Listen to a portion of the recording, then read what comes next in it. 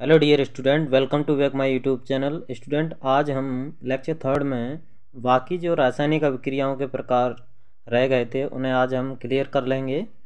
तो अपना पहला प्रश्न है, ऊष्माक्षेपी अभिक्रिया किसे कहते हैं। जैसा कि आप प्रश्न से ही समझ लेंगे, पूरी डेफिनेशन आप प्रश्न से ही समझ में आ जाएगी। ऊष्माक्षेपी अभिक्रिया, इसकी हेडिंग है ऊष्माक्षेपी अभिक्रिया। इससे हम क्लियर करते हैं।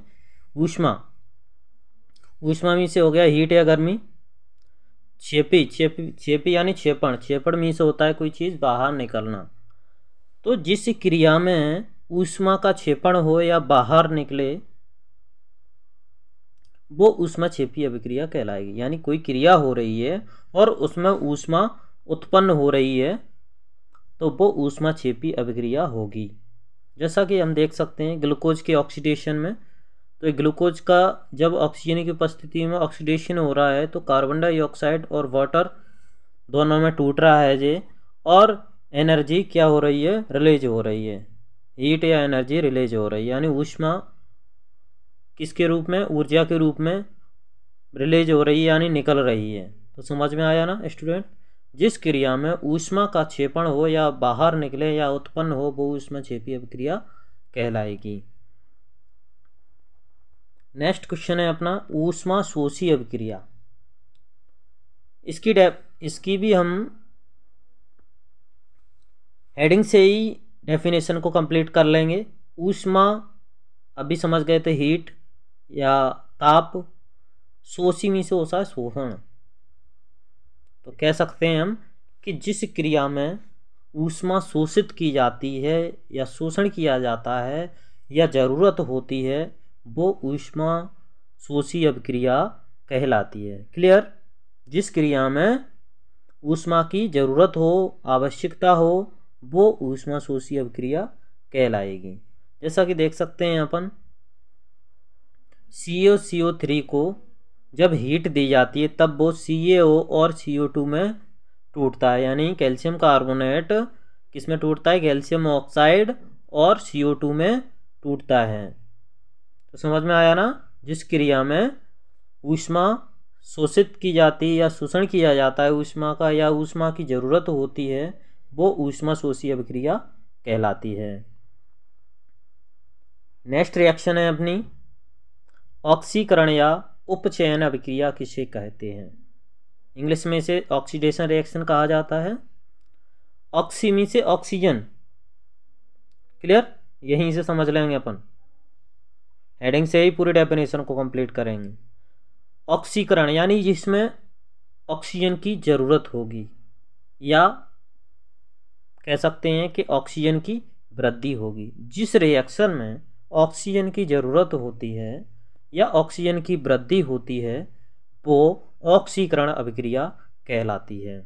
या हाइड्रोजन की कमी दर्शाई जाए उसमें तो वो ऑक्सीकरण या उपचयन अभिक्रिया होती है। जैसा कि प्राकृतिक गैस का दहन यानी मीथेन है, इसका दहन हो रहा है, तो दहन का मैंने आपको बता दिया है पहले से ही कि बिना ऑक्सीजन की उपस्थिति में कोई भी चीज़ को जलाना संभव नहीं है। तो जब मीथेन ऑक्सीजन की उपस्थिति में जल रहा है तो कार्बन डाइऑक्साइड और वाटर दोनों में टूट रहा है ये। ठीक है। कोई चीज़ जलती है तो धुआं तो जाना ही है, यानी कार्बन डाइऑक्साइड रिलीज होगी और वाटर भी। तो कह सकते हैं अपन कि जिस क्रिया में ऑक्सीजन की वृद्धि हो या ज़रूरत हो वो ऑक्सीकरण अभिक्रिया कहलाएगी। अपनी नेक्स्ट रिएक्शन है अपचयन अभिक्रिया किसे कहते हैं।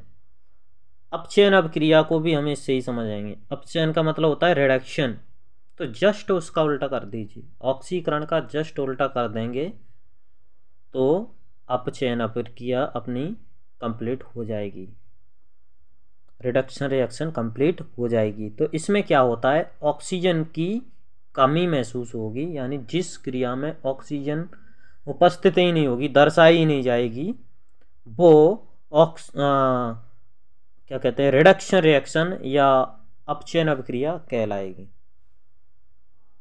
उसमें हाइड्रोजन की कमी दर्शाई जा रही थी, इसमें हाइड्रोजन की वृद्धि दर्शाई जा रही है, यानी हाइड्रोजन जुड़ रहा होगा। जैसा कि आप देख सकते हैं रिएक्शन में कॉपर ऑक्साइड हाइड्रोजन गैस दोनों मिल रहे हैं तब कॉपर और वाटर दोनों का फॉर्मेशन हो रहा है, यानी ऑक्सीजन है वो किसके साथ जुड़ रही है, हाइड्रोजन के साथ जुड़ गई और Cu अलग हो गया। ठीक है, क्लियर। जिस रिएक्शन में ऑक्सीजन की कमी या हाइड्रोजन की वृद्धि होती है वो अपचयन या रिडक्शन रिएक्शन कहलाती है। क्लियर। नेक्स्ट रिएक्शन है अपनी रेडॉक्स रिएक्शन, यानी ये अपनी लास्ट रिएक्शन है।